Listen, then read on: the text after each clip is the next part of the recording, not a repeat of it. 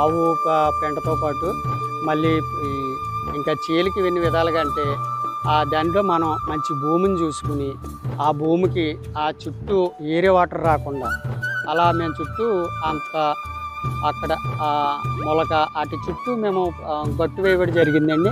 ఆ పైనుంచి వచ్చిన వాటర్ మా చేలోకి అది కషాయాల ఆ వాటర్ రాకుండా అలా గట్టు వేసుకుంటాం జరిగింది. ఆ గట్టు మీద మళ్ళీ మొలక బొబ్బాస ఇంకా అవి కూడా మనం పెట్టుకుని దాన్ని మనం ఆర్గానిక్గా మనం తీసుకుంటాం జరిగిద్దండి. ఈ వరి చేనుకి సంబంధించి మళ్ళీ అప్పుడు మేము కషాయాలు కూడా మేము తయారు చేసుకుంటాం జరిగింది. ఇక్కడ మేము పొలాన్ని ఇక్కడ మేము ఇలాగ స్టోరేజ్ చేసుకుంటాం కూడా ఇలా చేసి ఇది ఒక ఉల్లి యాప సీతాఫల పొగాకు ఇవన్నీ మేము ఒక రసం కింద ఈ కషాయాలు తీసి ఒక డ్రమ్ములో పెట్టి దాన్ని శుభ్రంగా కాసి పెట్టుకుని ఇలాగ ఒక 6 నెలలు మళ్ళీ దీన్ని మేము స్ప్రేయింగ్ చేసుకుంటాం జరిగిద్ది. అది చేనుకి చీడ పురుగులని అలాంటి గట్ట ఇవి ఉండవు. ఇది మామూలు 10 కేజీలు ఆవు పేడ పొగాకు సీతాఫల యాప ఇవన్నీ కలిపి మేము ఇలాగ దీన్ని ఇలా కషాయం కింద తయారు చేసుకుని ఇలాగ కూర మొక్కలకి ఇలాగ చేనుకి కూడా మేము వాడటం జరిగిద్ది.